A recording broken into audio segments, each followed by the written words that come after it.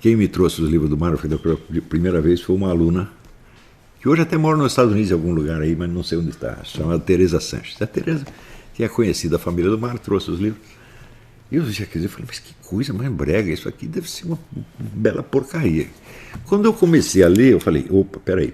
Ou esse cara é completamente doido, ele é um dos grandes filósofos da humanidade, porque o que ele está dizendo aqui é muito sério. Né? O que mais me espantava era o domínio que ele tinha do instrumental lógico desenvolvido ao longo de 2 milênios e tanto. Tá certo? Vamos dizer, desde Aristóteles até a lógica matemática, Frege, Wittgenstein, etc. Tudo, ele dominava tudo. Falei, mas o que é isso? Isso não existe, né, no Brasil. Não pode, não cabe isso aqui no Brasil. E, no entanto, estava lá. Além da aparência gráfica, ainda tinha os problemas do texto. Quer dizer, com esses hiatos, essas coisas que às vezes parece criança falando. Né?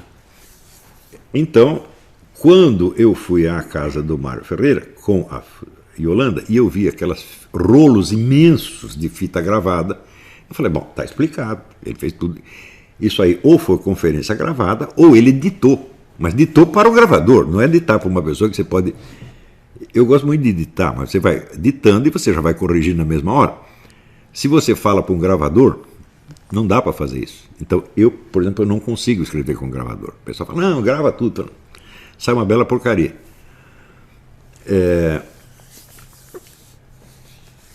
E, na época, a esposa e a filha dele, as duas Yolandas, disseram, não, ele quando ele... E o Fernando também, o genro também disse a mesma coisa.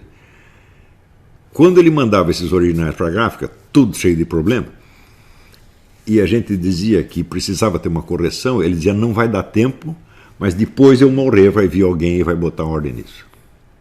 Ora, este é um apelo que, para todos nós brasileiros, constitui uma obrigação.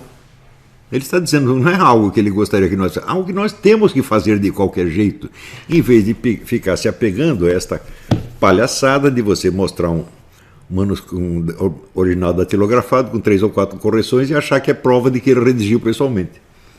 Quer dizer, isso evidentemente é fraude. Né? Não há outra palavra para dizer isso. Né? Não sei se uma fraude consciente ou fruto da pura ignorância, mas de qualquer modo, o fato de tal edição ser entregue, uma obra desta importância ser entregue a pessoas incapazes de perceber, né, os defeitos típicos da oralidade dos quais esses escritos estão cheios, já é uma monstruosidade. Né? Agora, vamos definir em linhas gerais o que foi o esforço filosófico do Mário Ferreira dos Santos. Se você observa todos os livros que ele escreveu antes da Filosofia e Cosmovisão, como, por exemplo, aquilo que Deus falou aos homens, ou o homem que nasceu póstumo, etc., você dirá o seguinte, o Mário era aquilo que na USP se chamava de um beletrista. O que é um beletrista? É um sujeito sem formação filosófica profissional, que tem ideias, tem algum talento literário, e solta as ideias, assim, com um critério mais literário do que filosófico. Nós podemos citar como típico beletrista Oswald de Andrade. Oswald de Andrade, inclusive, com uma dessas produções beletrísticas deles, que é a crise da filosofia messiânica, ele teve a cara de pau de se apresentar no concurso para provimento da cátedra de filosofia na USP. Evidentemente não foi aprovado. Né? E ali havia 3 candidatos, era ele, era o Oswald de Andrade, o Vicente Ferreira da Silva e o João Cruz Costa. O João Cruz Costa é um sujeito que tinha alguma formação filosófica, tinha estudado na França, um negócio assim, mas nunca produziu nada de notável. Era assim, era uma medíocre, bem intencionado, tal, estudioso decente, mas pelo menos medíocre. O Vicente era gênio louco. O Vicente mudava de filosofia toda semana, teve até uma época que ele ficou meio nazista. Falei, bom, a gente pode apreciar o gênio do cara, mas que raio de coisa é a filosofia do Vicente? Não dá para saber mesmo, porque ele morreu jovem num desastre de carro.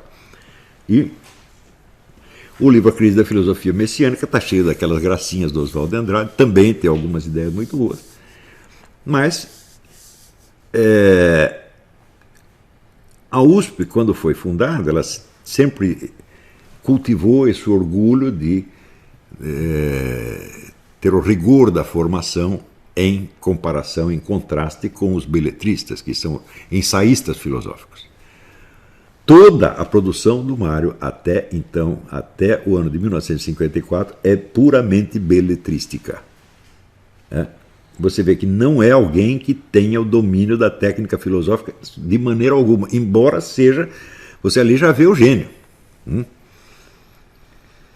Até, nos comentários que ele fez, a tradução do Nietzsche, assim falava Zaratustra, ali ainda tem um enorme coeficiente de beletrismo. Você não vê ali o pensamento organizado que aparece logo em seguida.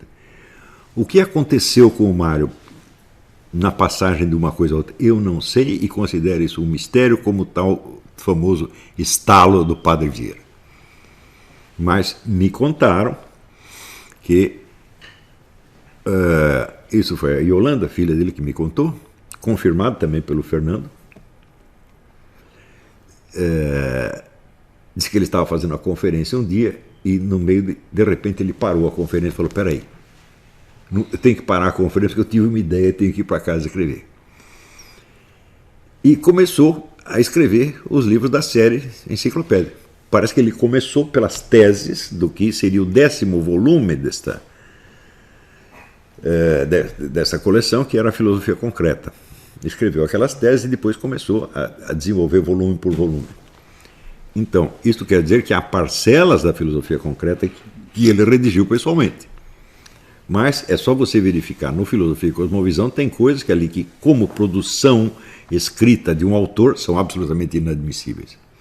Mas, como transcrição, brevemente corrigida, é perfeitamente aceitável e compreensível. Desde que você preencha os hiatos. Na maior parte dos casos, o problema são realmente hiatos, quer dizer, tem palavras faltantes para completar a frase. Para você dar a ordem, a sintaxe correta. Em geral, é este o problema. Às vezes também você tem partes faltantes, como esse caso dessa enumeração, 4 elementos, primeiro, segundo, terceiro. Isso acontece também muitas vezes.